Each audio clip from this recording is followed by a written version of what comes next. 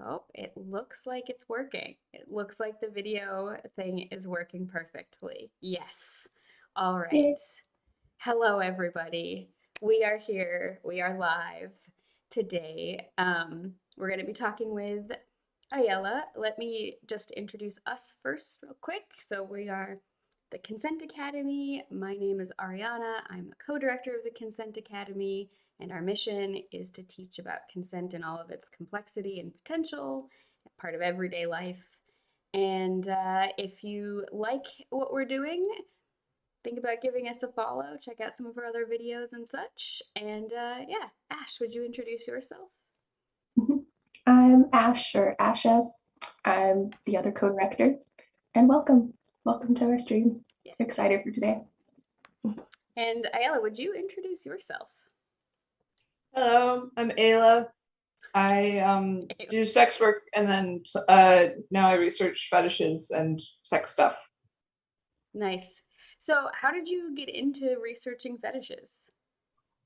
Oh, well, I have some weird fetishes. And honestly, it was at one point I was like, I wonder how weird I am. And I was like, well, I have a bunch of people who follow me online. I should do a survey to find out how people like rank the weirdness of various fetishes. And I did that, found out I'm extremely weird. In Oh, fact, I was not overestimating how strange I was. But then that like one thing led to another, and it was a lot of fun because it was a lot of info that like I just had never seen before. I'd never seen like a ranking of how taboo fetishes are. Um, Mhm. so then one thing led to another. yeah. Yeah. I think that's really interesting. I think that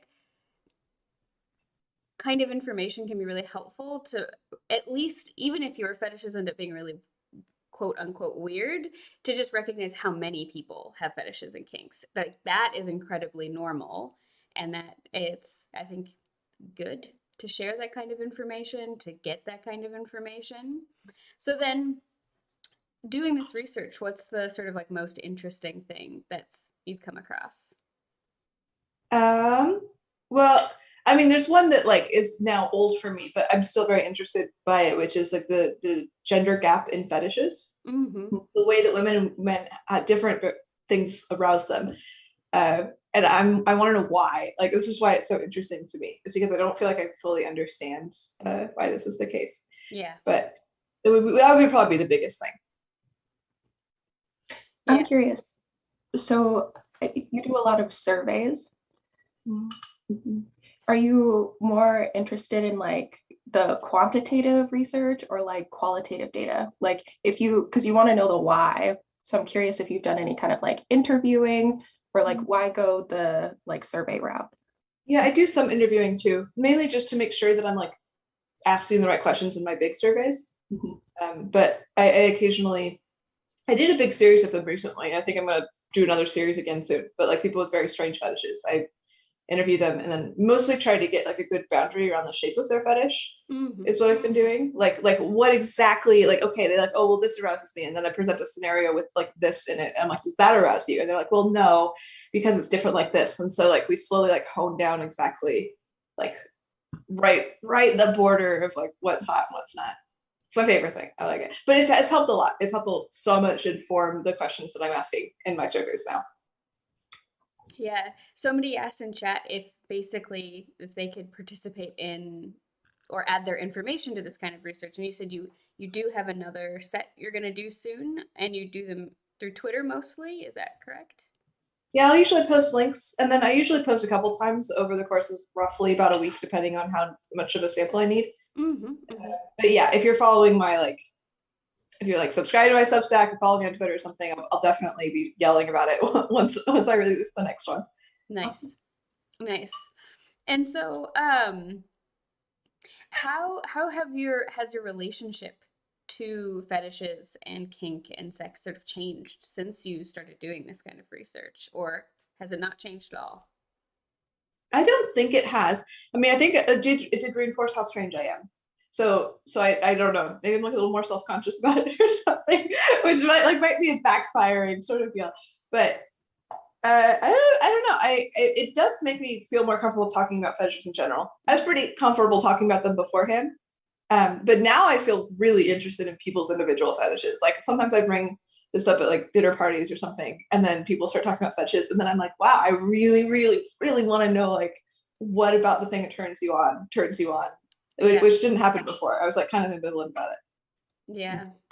Have you noticed any like trends? Like when you get into the nitty-gritty details of like the boundaries of things, like are there trends? Like my assumption is that a lot of people probably have, no matter what the scenario, there's something to do with, say, power, like either having change in power or equal power or like a big power differential or something is, I think, a thing in a lot of kinks and fetishes and like fantasies. And have you noticed any kind of trend like that? Like in individual people or over many people. Both. Like when you're interviewing people and you're finding out like the real small details, has there like any kind of trend kind of come out?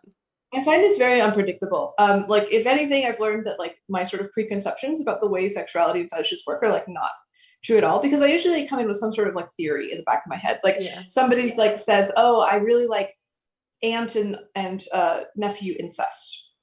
And I'm like, okay, I kind of have like an idea about like what must be arousing about this. And then I go out and I ask them questions and it turns out to be completely different.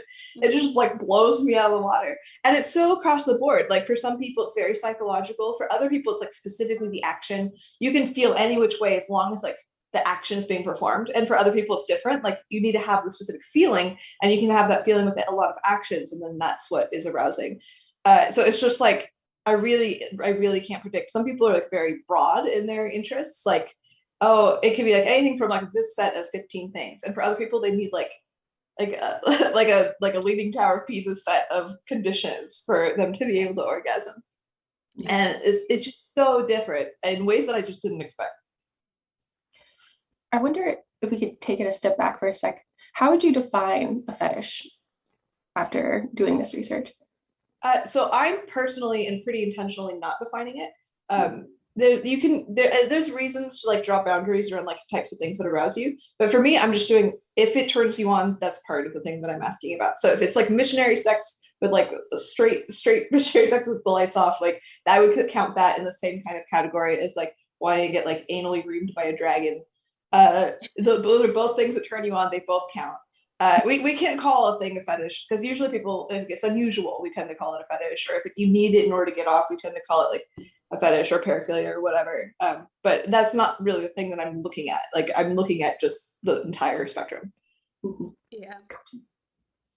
I mean, I think that that is basically also in psychology how it's traditionally defined. It's like even enjoying breasts is considered to be its own sort of like type. And I'm just like, this seems so standard. Like, isn't that just normal? And it's like, no. If it's not like, as you said, like missionary, no eye contact with the lights off for the purposes of procreation, the orgasm is incidental, then it's a thing worth studying, which is very interesting. I like it like that, right? Because like our norms are dictated by what the people around us are doing, Right. which seems like kind of arbitrary, right? Like if I moved to a culture or to an alien planet where everybody was like getting anally ringed by dragons, and they're like, why even study that as a fetish, right? So it feels like very arbitrary. Like if what our boundaries are like decided by what the norm is, then it can be changed, and so that's why I'm like sort of not paying attention to it. Mm-hmm. Fascinating. Yeah, I think when I was a kid or when I was a university student, I was in a class that was on like intercultural studies of sexuality. And one of the really interesting things I learned is that prior to the occupation of Japan after World War II, breasts were not seen as a sexual thing whatsoever in Japan. Like the stomach was seen as incredibly erotic. And so to this day in Japan, showing any midriff is like hardcore. Like they will be wearing like booty shorts with their butts hanging out and like you can almost see labia and people don't think anything about it. But you show a little bit of anything on your tummy and everyone's like, oh, that's a lot. And breasts were just not a thing. They were just considered like, that's for babies. I don't know. What do you want? But then with the occupation of Japan, the American soldiers like brought in all of this Western porn and erotica. And then it started to sort of spread and influence the culture. And now there's like a reciprocal influence with like hentai and erotic Japanese comics and everything that is influencing everybody else's sexuality as well. But it's just fascinating to me because we do take these things for granted as being like incredibly socially and contextually defined, where we think, oh, it's just like natural or instinct to be aroused by breasts. But it's like, well, it actually seems like it depends. Yeah. Yeah, Very, really strong agree. what were you saying? Strong agree. Yeah. Thumbsing up. So then you've done a lot of surveys and you've got a lot of sort of engagement with this kind of research. Do you find that you have to set boundaries with people related to this? Like, do people think they can fuck me because I study sex? That, or like, do people think, oh, because you're doing this survey, they can just like message you, DM you with like all of the information all the time, or think that that means that like you're immediately open to hearing these kinds of things and like get into too many details in, say, a thread or something? I mean, like to some degree, yes, but this is just like a thing that happens when you have visibility on the internet. Like, if it's not that, it's going to be something else, people DMing you with too many details about things. But in general, I am actually pretty open to hearing too many details about sexual fetishes most of the time. Yeah. But I'm not sure if it actually increases the degree to which people like think that they can talk to me or something. I haven't really noticed it being like unusually different than other things that I've done online. Interesting. Interesting. Have you? Uh, Like with the consent stuff? we do occasionally get people who will email us telling us things that they want to do to us or like imagine us being interested in. And we're always like, this is interesting. Like you're emailing a consent nonprofit. But I don't know. It doesn't phase me. Like I've gotten those like spam email or like those phishing emails where they're like, I captured your webcam and saw the porn you look at. I'm going to send it to everyone. And I always just reply back, that's so hot. Like, make sure you send me the videos of people watching what I've been doing. And I'm like, actually joking, but I'm like, I don't care. Like, you could send this to everybody I know, and I would be like, meh. But anyway. One thing I notice is people will feel free to like tell me the most traumatizing thing that has ever happened to them ever, because we talk about consent and they're like, you can listen and hear this. And I'm like, I can, but I'd like to like know ahead of time this is about to be dropped on me. With the survey that you did, the rape spectrum survey, did you get any of that, of people being like, oh, you are comfortable talking about rape? Here's everything horrible that's ever happened to me. Oddly, not a lot. Maybe it's because it was in the format of like a survey, so people would like see the link and then just take it and it would be over. So that it wasn't like handing people access to me. But I managed to escape the people telling me a lot of traumatic things. Good. I'm glad. Yeah, I'm glad too. It's Level of distance is good. yeah. So then what sort of prompted you to want to create this kind of survey? Oh, someone I know was in a group chat and was like, is this rape? And then had described something that happened to her. And she was like, I don't really feel like it was rape. Like, I don't feel bad about it. It's like kind of annoying. But everybody that I know is telling me that this is rape. And so she presented a scenario. And the scenario was, I think, person A clearly says no to sex. After repeated attempts, person A gets tired and eventually gives in, which was rated right in the middle. So it makes sense that there's like some confusion. Because she's like, well, I didn't like resist afterwards or something. She like sort of like gave in, right? So like, to what degree was it her responsibility? And I was like, that's a great question. I don't know, like, to what degree like people tend to consider this rape. And so I did a survey. Interesting. And can you tell us more about like how did you let people know about the survey? Is it just the same way with like just putting it on social media and inviting people to answer? How many people answered it as well? Yeah, I have like around, I don't know, like 700,000 followers on my social platforms combined. So I just go and I just send the link out, and it's pretty easy to get responses. Yeah. So you created then for this 19 scenarios? Yes, I believe so. Yeah. Um, Yeah. what, how did you think of these different scenarios? Um, but I don't know. I feel like a lot of like vague questions in general, so it was like not very hard. I asked a couple of friends to help. I thought about some things that people. I try to get a good range. So I was like, what are things that are like very definitely rape? Things that like I think probably are not rape at all. And then like included a few things like what about like if we have like mental capacity differences in the relationships? What if there's like unclear consent in either direction? So I just like would generate scenarios like based off like a couple of principles like that. Mhm. Yeah, I Interesting. was curious about how they were phrased. Did you put any thought into like specifically how you were going to phrase them? Like what was the thinking behind that? Yeah, if you scroll to the bottom of the thing, like there's the everybody can read the actual questions that I did. Mhm. I was careful for all except one to not have it be gendered, like gender neutral names for all of them. Excuse me. And it had to be pretty concise because people's attention spans are pretty short. So if you want people to think this hard about a lot of questions, you have to keep it pretty tight. Uh, and yeah, I try to like eliminate anything else that might bias the questions in the questions. Like I try to keep it like as like kind of pure as possible, so that like the ratings couldn't be attributed to anything besides the thing I was asking. Mhm. Mhm, mhm. One thing that stood out to me was like the feelings words that were in there and ones where there weren't any like kinds of feelings words, like how did this person feel about it? That Yeah, was super interesting of like how that affects how people rate that one. yeah, isn't it? Because like it's really interesting. So it seems like this is so I did a factor analysis on this, and it does seem to indicate that like some people really the personal feelings of what matters, or sorry, matters a lot. And for other people, it's not the feelings of what matters, but like actually concretely, like is there consent in that sense? And that was really interesting for me to find. Mhm. Yeah. So go ahead. I was just gonna say I want to show people the survey. I have the main image up. Let me just bring it up so people can get more information about what we're talking about. Let me see.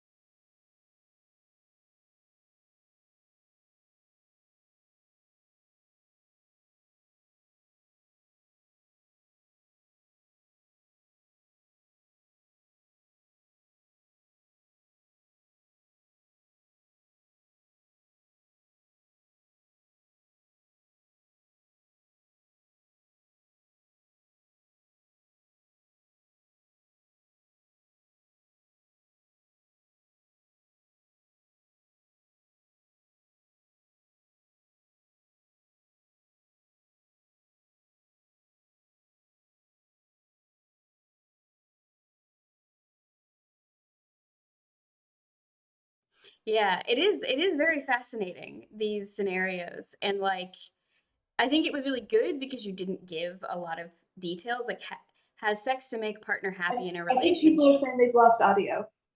Oh, lost audio. Okay. Well, I think it should be back now. So they might have missed the thing that we just talked about with the sort of rating. You had said that you sort of included scenarios where you're like, this is absolutely assault, and then you included scenarios where you're like, this is absolutely not, and you still got interesting results where people had sex to make a partner happy in a relationship, and 13 people rated it as that? The average score was 13. Okay. So people presented with the spectrum of 1 to 100. How rapey is this thing? And they would move the slider up and down. And so I had a collection that I averaged the responses. So the average response was 13. It was still very low. But I mean, the average response for the stranger rape was 100. So we can see like the difference there. Like it was very unambiguous for the stranger rape and a little bit more ambiguous for the relationship sex. Interesting. I think I really like how you phrased the questions, like making it so that there was no detail in the sort of like person having sex to make their partner happy in a relationship. Like, are they doing it because they're just like, I care and love of this person and I want to make them feel good even if I'm not super in the mood, versus like, I feel like I can't say no. And you didn't give that. So I think that produces, I think, honestly, more interesting results because you weren't kind of guiding it. Yeah, so to be clear, the actual questions that I gave in the survey are different than what are presented in the graphic. The questions were a little bit longer and it was like unfeasible to like shove the questions into the graphic. I mean, there was not significantly more information, like the like has sex to make a partner happy. Like the actual question was Sage and Taylor have been in a relationship for 2 years. Sage asks Taylor for sex, who doesn't really feel like it, but Taylor wants to make Sage happy and has sex with Sage anyway. Like that was the full question. Yeah.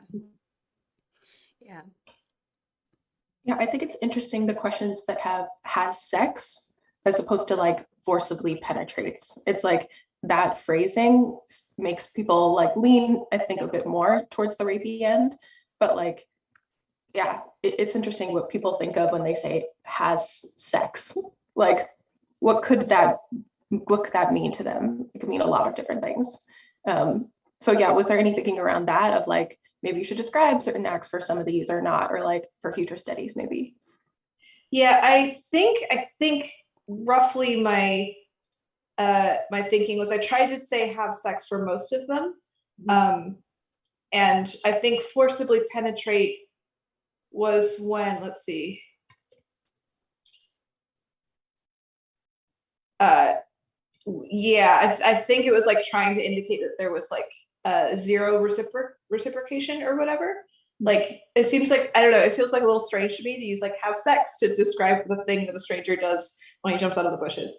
But I did try to use, I think only 2 questions had forcibly penetrate. The rest had to have sex. But yeah, it's like it was a little confusing, right? Because there's different like connotations with some of them, which I felt like matched some of the questions appropriately. But I didn't want to like bias the questions by picking the different connotations. And like normally when I first wrote out the question, my first draft was, and then the stranger rapes the person, and I'm like, wait, that I can't just say that they raped them. Like that's what I'm asking about. So yeah, but that's a great point though. I'm glad that you are paying attention to that. That's the sort of thing that like is very important to notice in surveys. Yeah, I'm just thinking like how different would it have been if it was like anal sex as opposed to oral sex for some of these? Like I feel like that would change how rapey people think it is. Yeah, so that's just another layer that I was thinking about. I was like, I think the sex act also might contribute to that. That might be an interesting follow-up. Yeah, I think I remember having some thought about this at the time and suspecting it might make it too complicated. But I think maybe in hindsight I would disagree with that. It would actually be interesting to have specific sex acts in there. I might do like a mini additional survey to kind of see if there's any difference there. That is a great idea. Thank you. You're welcome. Yeah, I was fascinated by the study. I just wanted to say that like reading this, I'd never seen research like this that's just like popular research accessible to people in this way of like making that slider and then presenting the results in this way. So I just appreciate that aspect of it in general. And then specifically around the word rape, like in the work that we do with Consent Academy, we talk about non-consent because we're not lawyers, and the definition of rape is very different across the world, even in different states. So we'll talk about non-consent, but people always mention rape instead. Like they always lean towards that language, and you'll even see like memes or like Instagram posts or something that's like non-consensual sex is rape. Like stop saying that. And I'm like, but not everybody actually feels that way. So I was just like, I love that the article that I read started off with, I had a friend that was like, this didn't feel like rape to me, but everyone else is telling me it is, like, and then asking about it, because in a lot of the circles I'm in, people are even like ashamed to ask that question. It's like, no, rape, accept it. Like, and yeah, lean towards that of like, even questioning that is somehow like taboo. I don't know what you think about that, but yeah. I really like that. Honestly, coming on here was like a little bit like whenever there's a company that's like a consent thing, usually there's a lot of emphasis on like if your consent was violated, you should feel really bad about it. And so I'm like kind of pleased to discover that it doesn't feel like that is your thing. I mean, not that you can't feel bad about it. There's definitely not to undermine it, but there's like a way of being like, how do you actually feel about this, and like checking it, like, does this feel violating to you? Like, how upset are you actually? Like figuring out what the emotions are and then responding to that, instead of being like, oh no, that was rape, honey. Like you were raped. You are an identity now of somebody who has endured rape. You're a rape victim. Like that does a psychological thing, and like I absolutely agree. I think we should be a little more careful before doing that to people. If they want to like identify somebody who's right, that is totally fine. But like, there's a lot of messy incentives around that, so you have to be careful. Yeah, totally. We do like a consent advocacy training where like if you're the person that people come to talk about like my consent was violated or something, or I think it might have been, we talk about like mirroring their language. So like don't supply them with that word if they haven't used it yet. But if that's what they want to describe it, you can mirror that back. But like, yeah, totally. I think that does a number on you. And I've had that done to me before of like, well, I don't feel that way. And now I feel like I'm supposed to just like act differently because like this word is now out there, and like my emotional affect is not matching what I think that word entails. Mm-hmm. Yeah, I like that so much. Very strong, agree. I had this with where was it?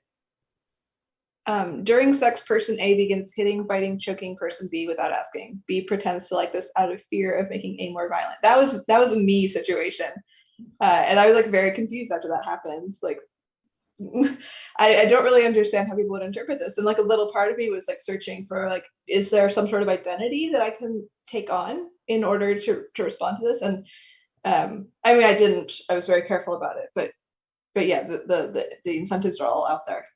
Mm-hmm. Mm-hmm. Yeah, we have this term, a consent incident, that I'm like, something in my body was just like, ah, when I found that term.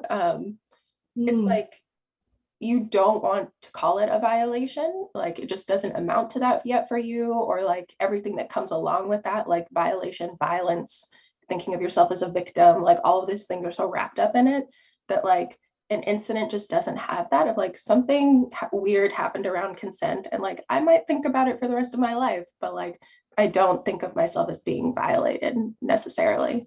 But like it's also cool if you want to change that at some point, like there's no pressure, I think, to hold on to that term. So I thought of that a lot reading this. I'm like, all these consent incidents, but like it's kind of an interesting scenario to be put in the position of like, well, rank it actually in this binary. Yeah, I like that. Maybe we should call it the consent incident spectrum. It's a little less catchy. A little bit. No, totally. I feel you. But that leads me to another question. Did you take the survey yourself? I know you were like creating it, but like maybe with some distance, and then like take it yourself and compare your results. That's a great question. I don't think so. I don't think I usually. I mean, I take my own surveys to like test them, but not like I'm actually going to be contributing data typically. Maybe I should. Yeah, there's some part of me that like isn't answering them myself.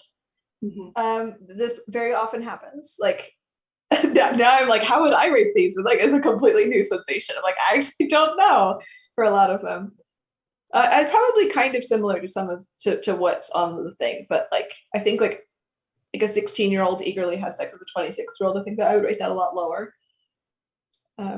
Just stuff like that. I think Probably all of them a lot lower. I think I'm like not. I don't tend to think of things as rapey very much. Oh yeah, that was one of the things I was thinking of, this whole idea of like if we really keep it in this binary of either this is rape or it's consensual sex, then it also makes it harder. So like in the one, having sex in a relationship to make your partner happy, if you have this idea of like, well then if I'm saying yes to this, it obviously means it's no problem. You couldn't then, it would be harder to have a conversation about like, I want to kind of change our boundaries related to how we have sex with each other. And I think that it also encourages, there's this kind of pervasive problem where we have this idea of like who is and isn't deserving of like say support or attention or time, and that can result in people overstating harm and impact because they feel like, oh, I need to in order to have my experience taken seriously. I need to in order to be heard. And I think that has a psychological effect on someone where like for a lot of people, taking up that like victim identity, even at first as just like a tool to help people hear you, can then kind of stick with you over time and can sort of change how you feel about things. And I think being able to say like this is a spectrum of things that are not perfectly consensual, but it's not an either or, is I think, yeah, really.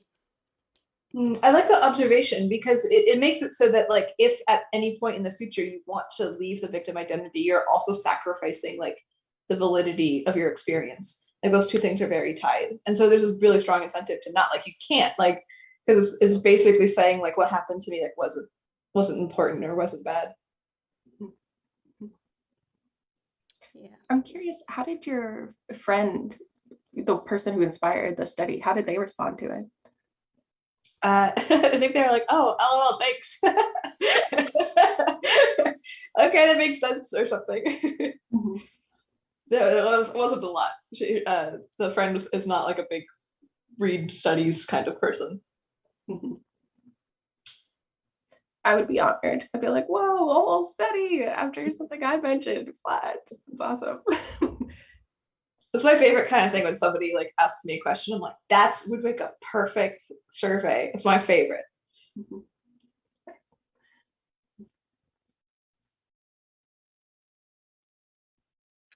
I think with it's interesting. I was thinking about some of these scenarios.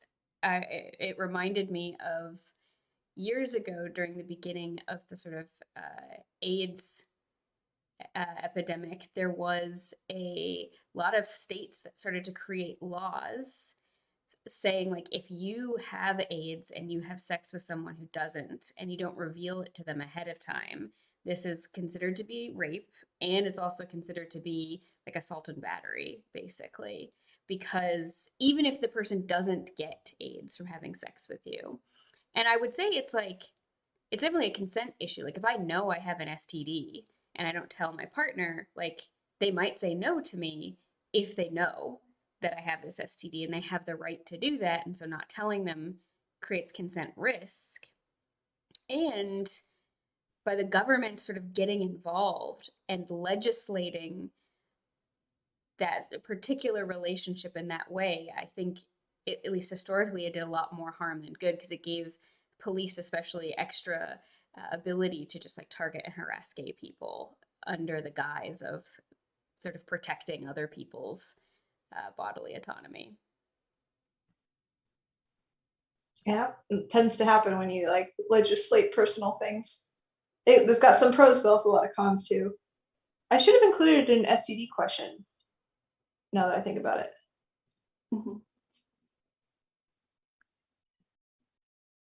You did the stealthing, the removing a condom without letting them know, which I really appreciated. Like that's been more of a conversation in the last few years, at least in my spaces, and a lot of debate on that. I was actually surprised to see it up so high because that wasn't kind of how I had felt people talking about it. They might have rated that lower actually. So that was kind of good to see. Interesting. Mhm. Maybe it's one of like it's like an easy to imagine thing. Like a lot of these scenarios are kind of complex. It's like, well, they felt like this and these were the norms. Whereas like you remove a condom during sex, it's like really understandable. It's like a punchy kind of thing. So maybe that's partly why it's rated so high. Like it's more present in people's consciousness, and they can like sort of understand and grapple with it and be like, I don't like that thing. Mm-hmm. Maybe. Yeah, it would also be interesting to see the survey over time, because I feel like in 5 years things are going to change. Like, because 5 years ago, I do feel like that stealthing one would have been ranked way lower. Yeah. Oh, that's a great. I think I'm definitely, if I'm still doing surveys in 5 years, I will definitely replicate to find out. Mhm.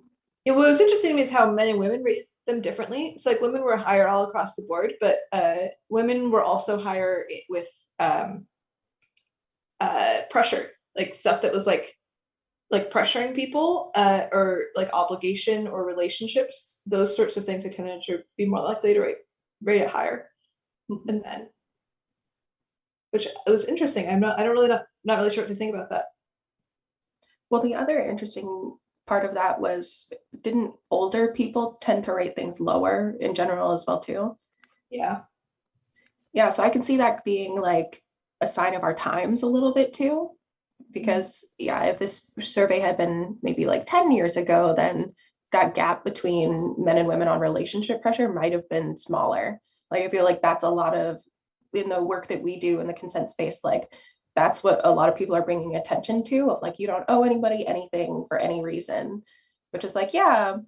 And like I see people around like the Me Too movement or whatever, like older people being like, well, what did you expect? You got into that kind of situation and like they bought you dinner or whatever it is. And like they seem fine with that kind of pressure of like, that's not non-consensual. And like, yeah, I do think the Me Too movement was like a turning point there of bringing that to people's consciousness of like, maybe it's not super great to do these things out of a sense of like pressure. Just would be interesting to see these things over time and how they change. Yeah, maybe it's something like uh the relationship pressure one has a lot of blurred lines in it. Like it is unclear where the obligation is. Like when you said they could go out to dinner and like, is there an obligation? And like probably the older generation would be like, this is a mutually understood implication of what it means for you to agree to go out to dinner with me. And so and this like, you know, tramples on women who like, I just want to go out to dinner. So maybe women are more sensitive to blurred lines, but I would have to check the other ones to see if they're also blurred lines. Like 16-year-old and 26-year-old, I don't think that's a blurred line thing. Like the drunk thing does feel like a blurred line thing. I don't know. I really don't know. There's just so much here. I'm obsessed. One of the ones that surprised me the most was person with Down syndrome eagerly has sex with a neurotypical being rated at 17, because I'm Yeah. pretty sure in most states that would be illegal.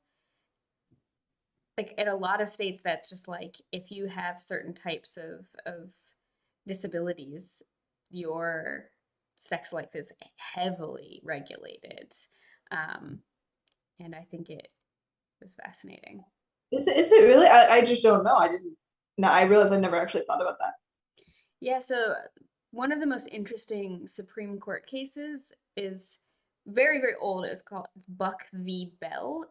And the whole situation was around a woman was considered to be like just not all there, and her family put her in an institution, and the institution forcibly sterilized her. And that was like common practice with anybody who was at the time considered like feeble minded. So it was like people with autism, Down syndrome, epilepsy, depression, like kind of anything. Like her case, what happened was someone in her family assaulted her and she got pregnant, and they just said, oh, she's crazy. We're going to just stick her in an institution. And she later sued for this because she was like, I'm not. And also, like, something bad happened to me. And also, I actually wanted to have children. And it wasn't until like the 90s that the laws were repealed against, like, it was considered to be standard practice to sterilize anybody who was considered to be like quote unquote deficient mentally for their own good, because there's also this idea that like they don't really understand sex, and they're also hypersexual because they're like the thinking in the literature is more like they're more like animals, and animals can't control their sex drive. It's really, really like horrifying stuff to read with the way they talk about these people. But it's still then in a lot of states very regulated on at least the sex part of like, are you legally allowed to have sex with somebody who has a mind that we say is like a 5-year-old or something? And I think in a lot of the world, this is also something that's still really regulated, not just the United States. And it's really interesting because it also, I think, negates the idea that these people can actually want to have sex and know what sex is. And yeah, anyway, I just thought the question was fascinating because I think it being rated so low, and I'm like, I think a lot of people don't realize that they would go to jail for that. And Yeah, that's so interesting. Mhm. Yeah, that was one of the most shocking ones for me too. Yeah, especially considering like the 16-year-old one, like I would have expected people to rate those like relatively similarly. Mhm. But maybe it's like, I don't know, the eager part. I don't know, but like I have eager in the 16-year-old one too. I don't know. It's so strange. But the whole sterilization thing just sounds like eugenics, which is really interesting. But like everybody's been so against eugenics and just been like casually doing it as a society. Mhm. yeah, if you're interested, there's a book. It's actually quite short. It's called Controlling Human Heredity. And it doesn't talk about, I don't think it talks about the Supreme Court case, but it's like the government was studying these two families, the Jukes and the Kallikaks, and they had like basically just a bunch of people were alcoholics in it. And they were like, we're going to sterilize all of them because they thought that like being an alcoholic was like a weakness of character trait that was heritable. It was really a mess, but it's like the Nazi scientists came to study that and then brought those ideas back to Europe because like it actually started in the US. And a lot of it is centered around sex. A lot of it is centered around this idea that like undesirable people will have more babies. I mean, we still have that conversation now with like fears of immigration and like people saying, oh, we need to increase the fertility rates of white women so we have more, like this is the thing that we're still talking about. Yeah. And like birth rate drops the more you get educated. yeah. And then it's very interesting because it's also like, I think in here we still have a lot of these ideas about like whose sex and whose sexuality is considered right and good and who isn't. And it's not exactly what this survey is about, but I feel like there's like another survey that you could do that's kind of looking at like who is allowed to have sex basically and who isn't. How would you phrase that, like as a question? Like you present a scenario and you're like, how okay is this or something? And it's like a woman pursues a man. Like what kind of structure to the question would you do?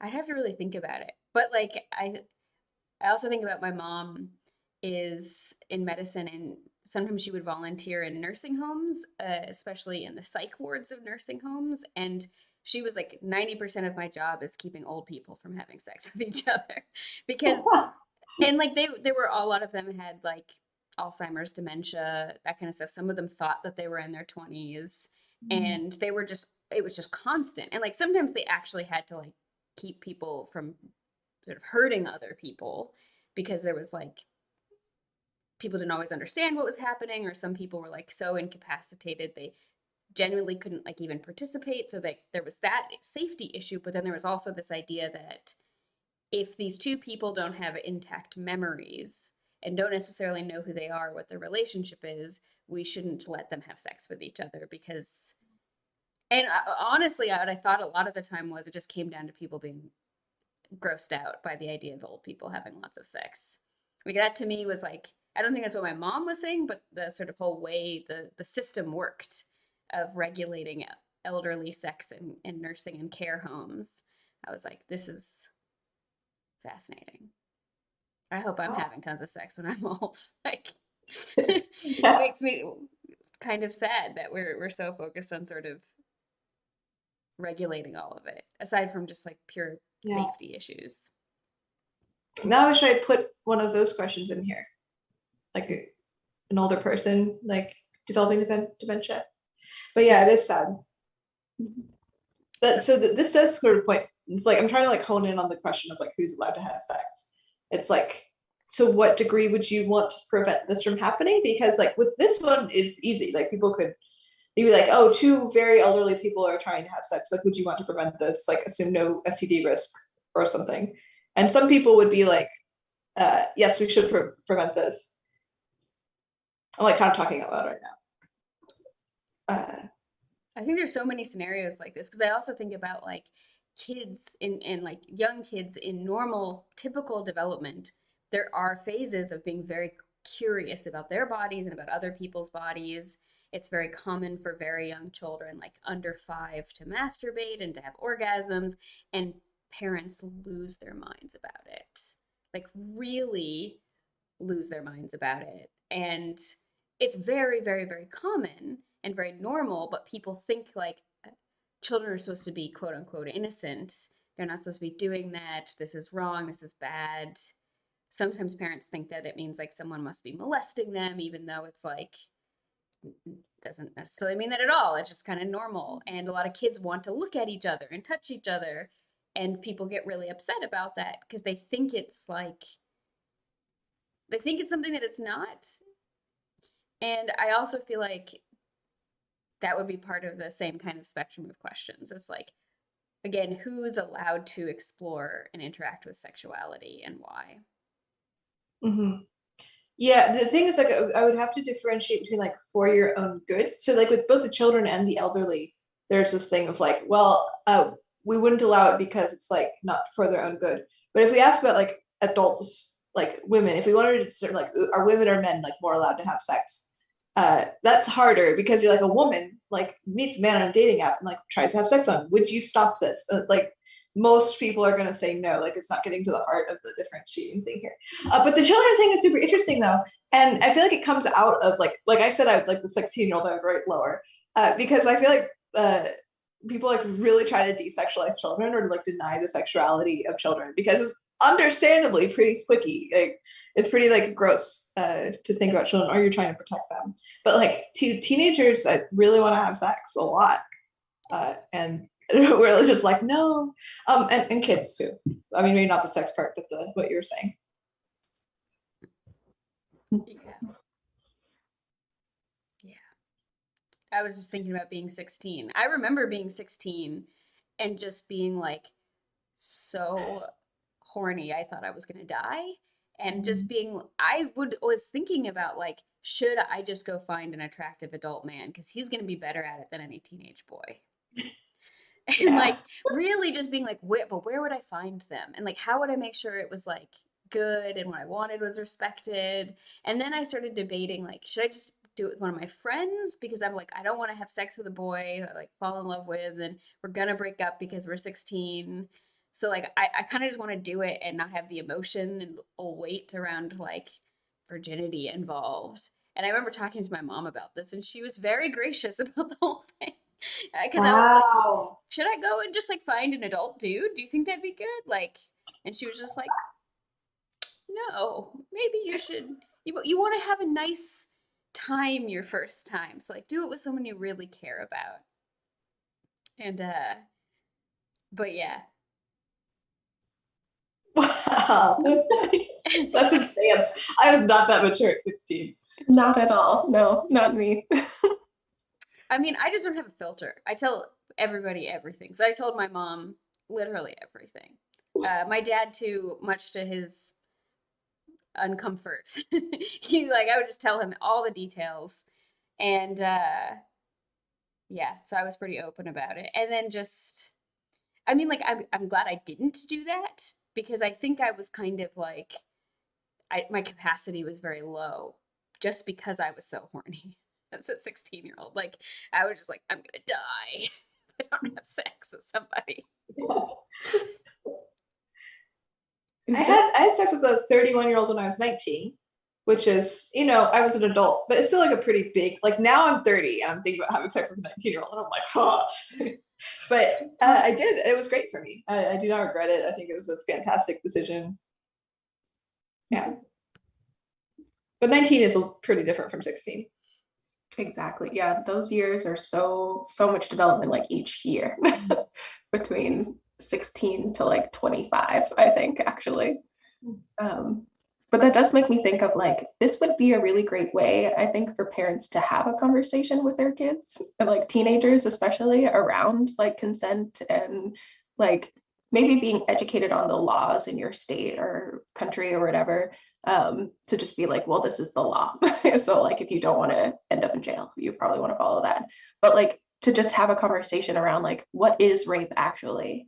Like, and then maybe be able to see those generational differences and like have that kind of conversation with your kid.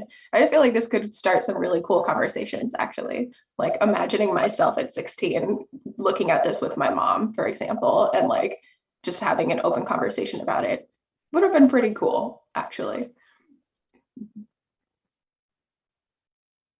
That is cool.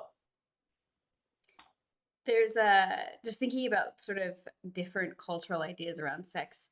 I remember in a class I took years ago, we were talking about sort of like authority and how it changes cultural conceptions of sex, and how there was a tribe in New Guinea that lived completely sex segregated. So they had very strict gender norms and two genders, and they lived very segregated.